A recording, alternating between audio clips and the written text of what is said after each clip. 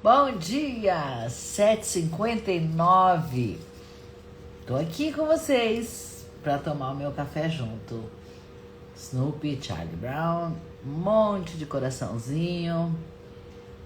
Eu vou tomando café enquanto vocês entram. Bom dia, Angélica. Bom dia, querida. Seja muito bem-vinda para mais um dia de Rei Salomão cá entre nós. Bom dia, meu amor. De manhã eu tenho um pouquinho de rinite.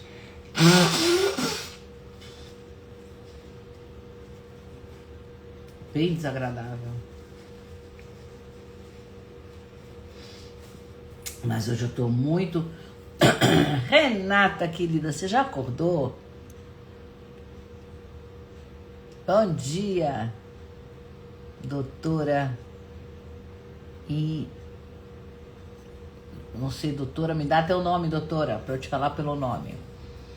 Bom dia.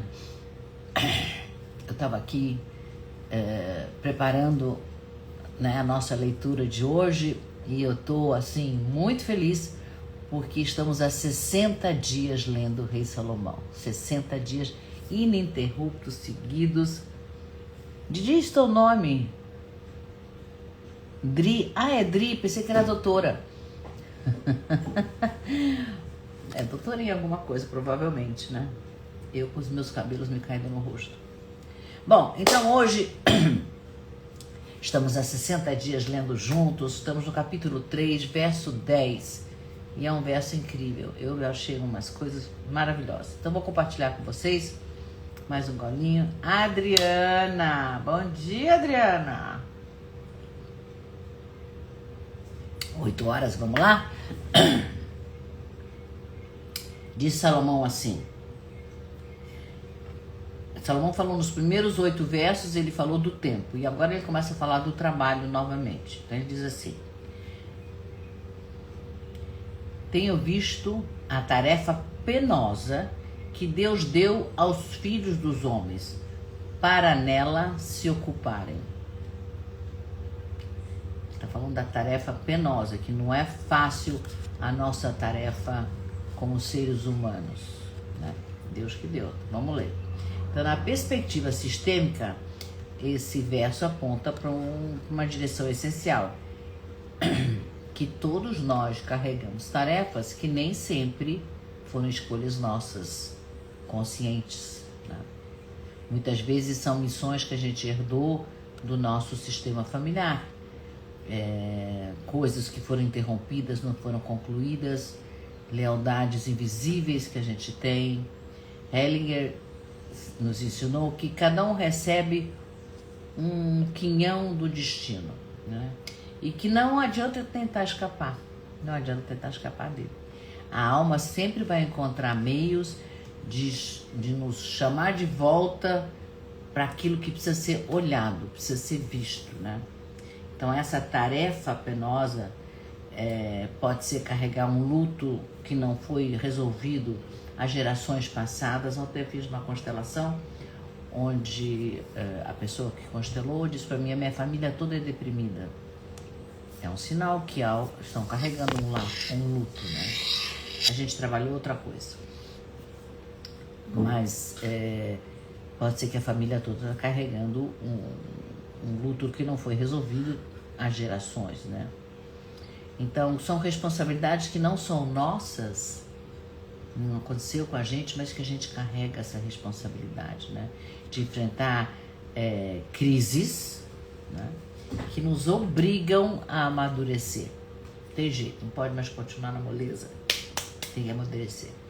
Então, quando a gente aceita, quando não luta contra, quando aceita essa tarefa sem mimimi, ai, coitadinha de mim, isso só acontece comigo, olha como é difícil, né? Esse pode ser um desafio que vai se transformar em crescimento, né? Dê uma olhadinha rápida nos filósofos. Spinoza diz que Spinoza fala da liberdade, e ele fala que a liberdade não está em evitar as necessidades da vida, né? Mas sim em compreendê-las. Difícil, né? Então, o trabalho penoso não é um castigo, mas é uma expressão da nossa condição humana. Isso que o Salomão está dizendo aqui. O trabalho penoso é uma expressão da nossa condição humana. Jung, sempre falando do encontro do inevitável com a nossa sombra, aquilo que a gente não quer ver, mas que insiste em se apresentar, né? Tem coisa que eu não quero mexer com isso, não quero ver, mas quanto mais eu não quero ver, mais aquilo lá gruda em mim, né? Então esse trabalho, o Jung fala do trabalho interno, né? E que vai dar peso para a vida e ao mesmo tempo vai dar profundidade à nossa vida. Sêneca, no livro Cartas, nas suas cartas, vou repetir a frase de Sêneca porque ela é tão importante. Ele diz que a vida não é curta, mas nós a tornamos curta porque a gente desperdiça a vida. Quando a gente foge de dores que são necessárias. Por exemplo, um luto é uma dor necessária, uma perda. Luto não é sempre morte de alguém, né? O que aconteceu aqui? Peraí. Né? Luto não precisa. Luto não é a morte física, pode ser uma coisa que terminou. E às vezes a coisa que terminou é tão dolorida que a gente não quer olhar mais para ela, finge que não aconteceu. E aí é pior. Aí a gente está desperdiçando a oportunidade de se aprofundar naquela emoção, naquele sentimento e naquilo que está acontecendo, né? Quando a gente aceita esse peso, ele vai revelar para a gente o sentido dele na nossa vida, né? Eu me lembro de uma constelação que eu fiz há uns meses, de uma mulher que se sentia esmagada, ela tinha responsabilidade, ela estava sustentando os pais idosos com o trabalho dela, estava assim, imensa de gorda, os irmãos mais velhos, né? E ela dizia assim, nossa, eu tenho uma cruz muito pesada, eu tenho que sustentar minha família inteira, porque meu pai isso, minha mãe aquilo, meu irmão isso, meu outro irmão aquilo. Então, 2 irmãos homens e ela, a terceira menina, estava sustentando a família inteira, tá? Então, eu comecei a ver, quem sabe ela estava na tarefa errada, essa não era a tarefa dela, né? Porque a tarefa de sustentar os irmãos mais velhos e a ela era dos pais, não era dela, né? Então ela estava carregando pesos que não eram dela, não pertenciam a ela, né? Então, o que era difícil para ela de verdade era aceitar esse limite, aceitar que ela era filha, que ela era menor, que tinha maiores que podiam cuidar, que sabiam se cuidar, voltar para o lugar de filha, né? E aí, se ela volta para o lugar de filho, os pais podem voltar a ser pais, os irmãos mais velhos podem atuar como irmãos mais velhos, né? Então aquele peso que ela estava carregando como uma cruz, como um castigo, serviu de aprendizado para ela, né? Para ela perceber que não é o excesso de responsabilidade que vai dar força e dignidade a ela. Não gera ordem. Ela estava num papel de desordem, todo o sistema estava desordenado, né? Então, de novo falando do trabalho, no livro, no filme, né, Os Miseráveis é ótimo, Miseráveis, né? Porque eu estava pensando em francês, Les Misérables. Os Miseráveis do Victor Hugo, o Jean Valjean, ele é muito bom para esse verso aqui, né? Porque depois que ele sai da prisão, ele tem um fardo penoso, porque ele tem um estigma que ele teve na prisão. Ele rouba um pão para comer e aí ele vai para a prisão. Então ele se sente culpado pelo ato que ele fez e ninguém dá emprego para ele, ele não consegue trabalhar. E tem a perseguição do policial porque ele foge da prisão. Mas é justamente essa dificuldade e essa tarefa pesada é que transforma. transforma ele num grande homem, né? Onde ele acolhe a Cosette, que acho que era uma dele, escolhe caminhar pelo lado bom, ele faz uma fábrica, ele emprega os pobres. Então, ele encontra um sentido naquilo que ele estava vivendo. Então, essa tarefa penosa dele não destrói ele, muito pelo contrário, molda um novo homem forte, corajoso e digno. E o que eu mais gostei foi o livro Velho e o Mar, de Hemingway. É incrível como tem a ver com o Salomão, com o que nós estamos falando hoje.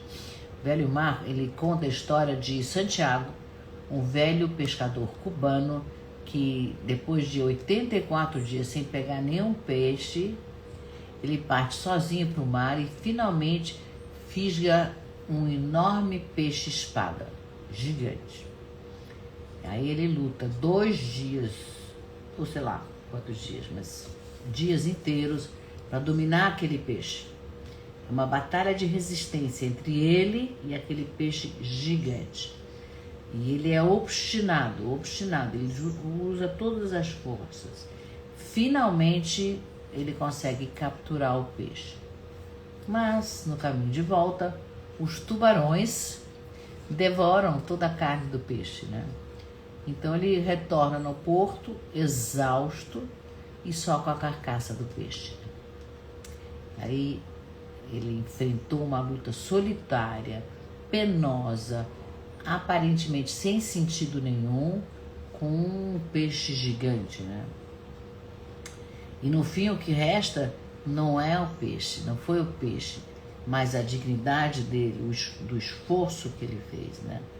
Então essa tarefa dele de lutar com o peixe, de se manter firme ali na luta dele, não foi em vão, né? Foi o destino dele, ele volta com honra, foi uma revelação na vida dele, revelação que ele tinha essa força, que ele tinha essa dignidade, né?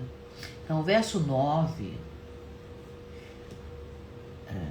verso 10, aliás, que proveito tem, o 9, né? Que proveito, que a gente leu ontem, que proveito tem o trabalhador naquilo que ele trabalha. Então o Santiago está nos mostrando a resposta exatamente a essa pergunta do Salomão. Ele se dedica de corpo e alma, ele dá tudo dele ali, e mesmo assim no fim ele não leva o peixe inteiro para casa, né? O que ele leva? Ele não leva o proveito material, né? Ele leva o esforço dele, a dignidade dele. Ele não volta de mãos vazias, né? Ele volta com uma experiência transformadora de luta, né? E a comunidade toda um respeito imenso por ele, é uma vitória interna que ninguém vai poder tirar dele. É lindo o livro. E é isso que o Salomão está observando. Muitas vezes o trabalho que a gente faz não traz resultados visíveis ou resultados permanentes, mas numa dimensão invisível, do sentido que é um sentido de luta, né? E que só quem atravessa vai entender e vai conhecer. Então é preciso passar pela experiência, né? Se Nietzsche olhasse para esse personagem do Santiago, ele diria, o Nietzsche falava do amor fati, amar o destino, né? Então, amar o destino mesmo quando ele parece cruel. E Albert Camus, outro escritor maravilhoso, provavelmente ele iria comparar a luta de Santiago com o peixe com Sísifo, que é aquele que empurra a pedra morro acima, sabendo que ela vai descer e ele vai ter que começar a empurrar novamente, né? Montanha acima. Então o sentido do Sísifo não é chegar lá no topo da montanha, né? Ou para o Santiago não é trazer o peixe, né? Mas viver a intensidade da luta. Eu achei lindo isso, né?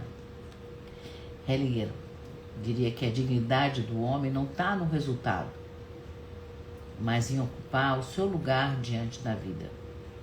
Ele acrescenta, com humildade, se entregando a algo que é maior, do que nós. No caso do Santiago, o mar, ou o destino, ou o tempo, né? Então, o peixe, no caso, o peixe-espada, é mais do que um peixe. Ele representa o que nesse livro? Ele representa um sonho, ele representa uma meta inalcançável.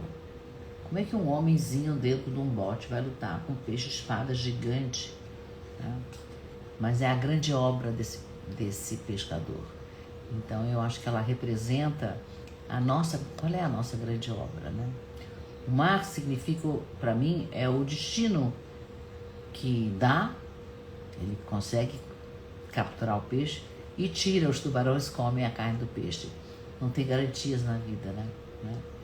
E o velho representa cada um de nós diante do nosso esforço, que tantas vezes parece que não vai levar a nada, parece se dissolver como nuvens, né?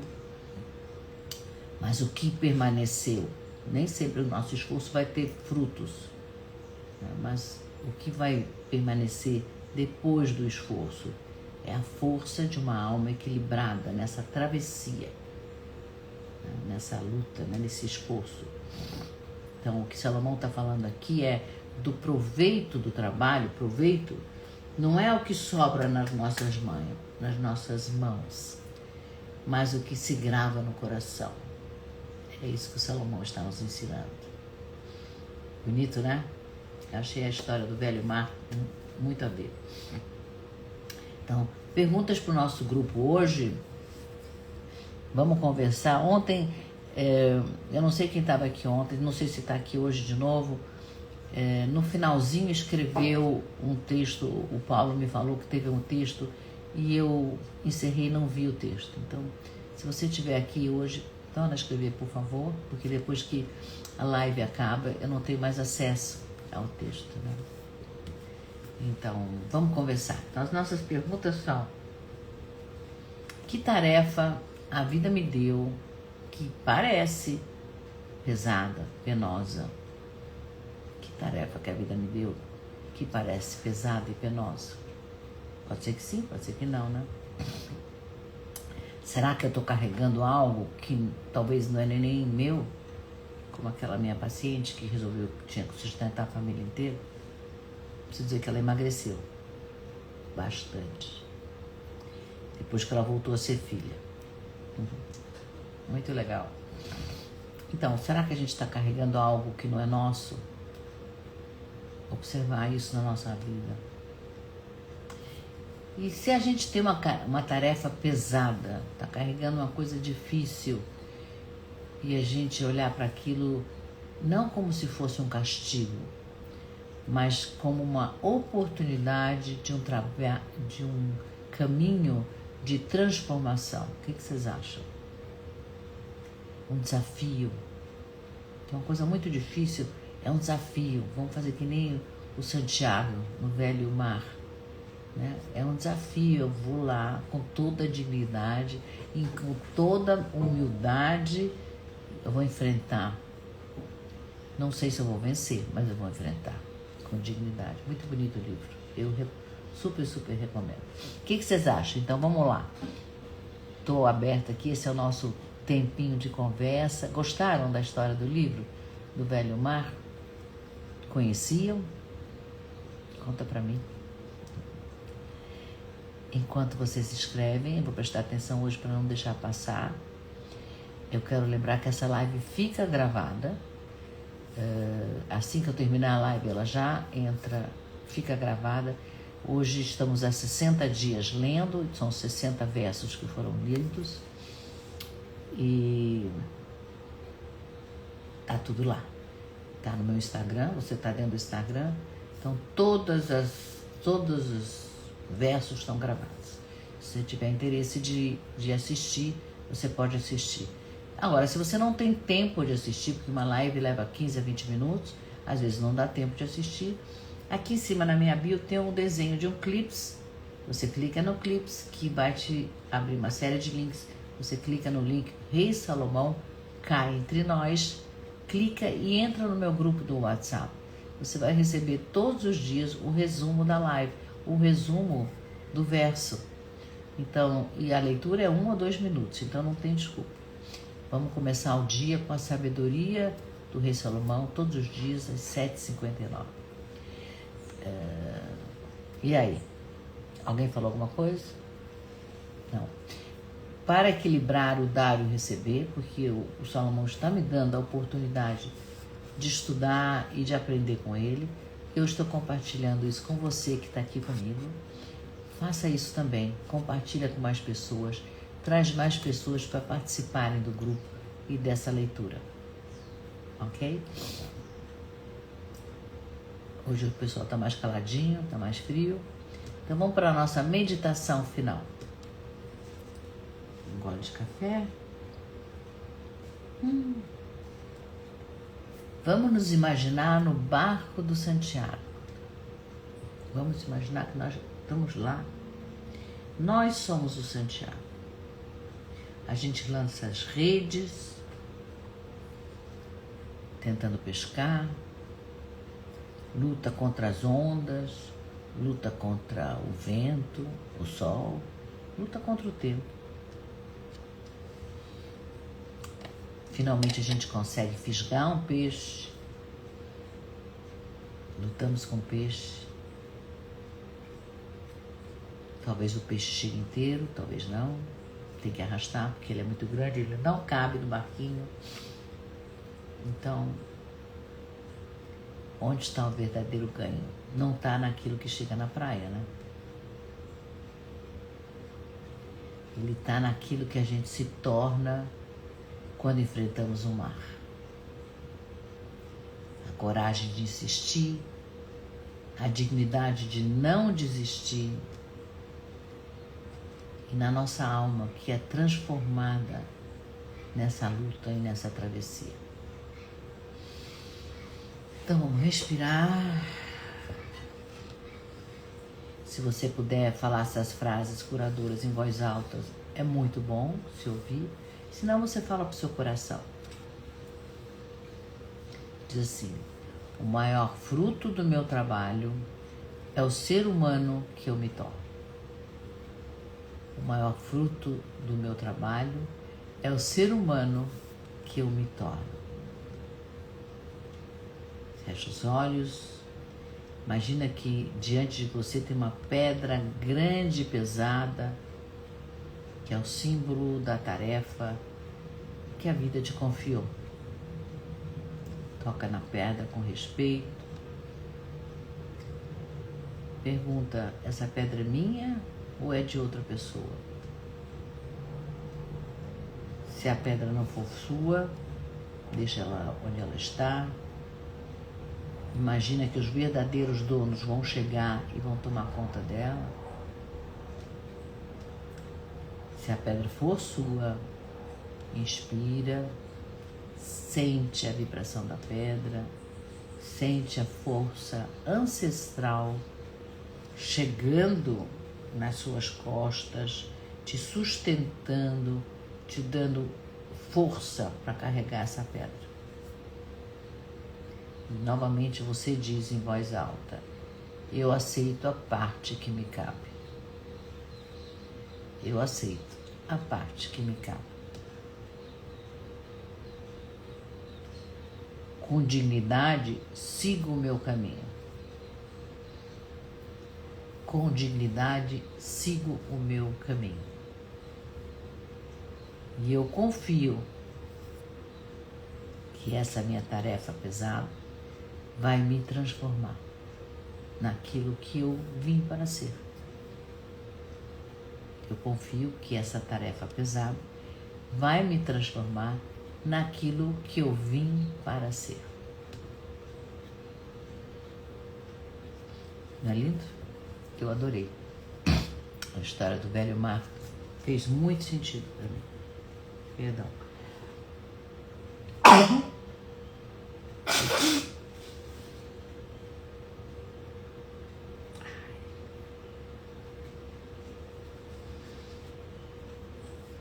Angélica, você também gostou, né? É. que isso faça sentido no nosso dia de hoje, né? Qual é a tarefa difícil que na realidade é um desafio para mim hoje? A Angélica está dizendo que a leitura de hoje foi necessária para o momento profissional que ela está vivendo. Que bom, Angélica. Vai com dignidade, vai com força. Leva os seus ancestrais, leva as suas forças com você. É mais um desafio, você vai vencer. Todos nós vamos. Um beijo carinhoso. Vejo vocês amanhã. Bom dia.